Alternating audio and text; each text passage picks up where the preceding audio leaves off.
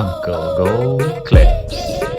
Tell me, Patty, I worked in business development for a while now, and on a daily basis, I go through a lot of companies, and I see a lot of people telling companies to actually create YouTube channels for their company where they talk about what the company is doing and what their product is and how the whole thing works. But I don't see a lot of companies jumping on YouTube. Well, they are a lot of companies doing it already, but I have a feeling that it's not enough. Like when you're Googling some of the companies that just don't exist, and I feel that they're losing a lot of opportunities there and a lot of customers.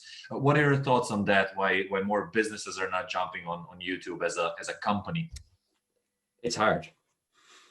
That's the main thing, really, because social media is quite easy to execute reasonably well, because you're just posting like once a day or once every 2 days, and it's really quick, and it's quite easy to understand. And also, a lot of the people that own companies are obviously quite older than maybe me and you. They're in their 50s and 60s, and a lot of people like that. They don't really understand YouTube and watch YouTube. They've heard to go on their newsfeed and see like Mr. Beast giving away like hundreds of thousands of dollars, and they're like, what is this guy even doing? Like, how is this popular? They don't even understand the kind of culture, I suppose.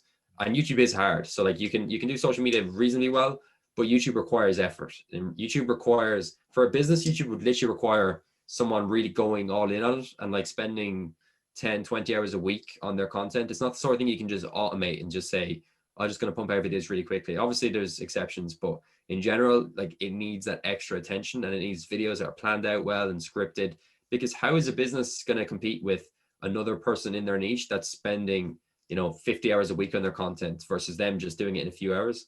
So like, for example, actually, like there's this guy I know, and I chat to him, he's got a woodworking channel. His name is Matt Estlea, or Estlea. I can't even pronounce it. I don't know how to pronounce the second name, but his first name is Matt, which is the most important thing. And he's a woodworking channel. So he's like a carpenter, and like he works with like making handmade joints and handmade furniture and stuff. It's really nice. It's really cool. I find it really relaxing when I watch it. But he dedicates so much into YouTube, and he's all in on it.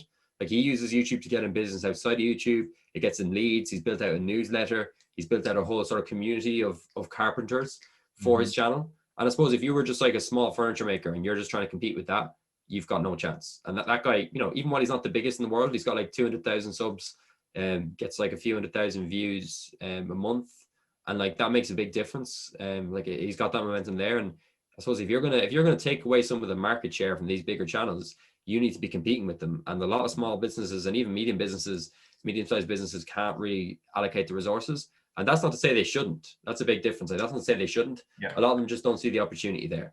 And like I compare YouTube, it's not like YouTube. People see YouTube as a social network a lot of the time, and obviously it is technically. And like maybe that's kind of what these business owners do think about, is they're like, okay, we can put out like minute-long videos on YouTube, which is really rough, and like we do on Instagram, and they do okay on Instagram, they do okay on YouTube. But YouTube is its own entity, and it's actually most like the kind of blogging space, as the blogging space took off in the mid 2000s. So for example, like, blogging and writing a blog got so popular in like the mid 2000s, and even up until like 2010, 2013, it was still kind of new and fresh. And like a lot of like big companies use that to start their growth.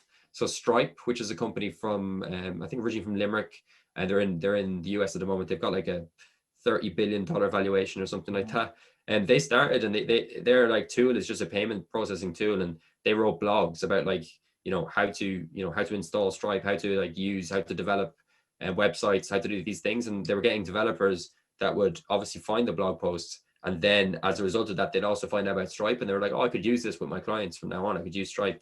So they kind of identified their end customer through blog posts. And I describe YouTube quite similar, because YouTube is the second biggest search engine in the world after Google. And a lot of other social media sites, it's 100% browse usually. Like it's 100% algorithm recommended content. And YouTube is that for like the big creators, but for small businesses and for like, smaller creators as well, search is huge. Like I know channels with like 50, 60, 70% of their views come from search. And like that's an opportunity that people aren't really capitalizing on. And for example, this is a good example for example, if you're an Irish accounting firm, which I actually talked to a guy who owns an Irish accounting firm, and he does YouTube videos, and he gets like 50, 100, 200, 300 views a video, which to a channel that relies on views for income is obviously not going to cut it. But in terms of referring sales, he's got so much business through just a few hundred views. And I kind of invite that to someone. Like if you're, say for example, if you're an accounting firm in Ireland or a lawyer firm in Ireland or whatever, like if you could make like helpful videos that are on what people are searching for, you'd be blown away by the leads you generate. And also there's a false perception that those leads will just be like, kids or 15-year-old kids, younger people. Yeah, younger people without budgets. Even like, like a lot of businesses, a lot of like firms, they want to work with a certain level. So like maybe it's like 100,000 a year or $1 million a year, whatever. And they might think that those people aren't looking on YouTube, but they are. Like people are literally like founders of companies, decision makers within companies are using YouTube for their information a lot of the time. And you're going to be losing out on competition. You're going to be losing business to competition if you're not taking it seriously. It takes a lot of time, it takes a lot of effort, but like if you're like a pretty big business, it's definitely worth bringing in someone literally full time to help with that side of things, because it's more powerful than blog posts, in my opinion. It's much more powerful than any other social media. And yeah, it's underrated in my opinion. Hey, thanks for watching this video. If you want to see the full version, go to the Uncle Gold Podcast YouTube channel or watch the next clip.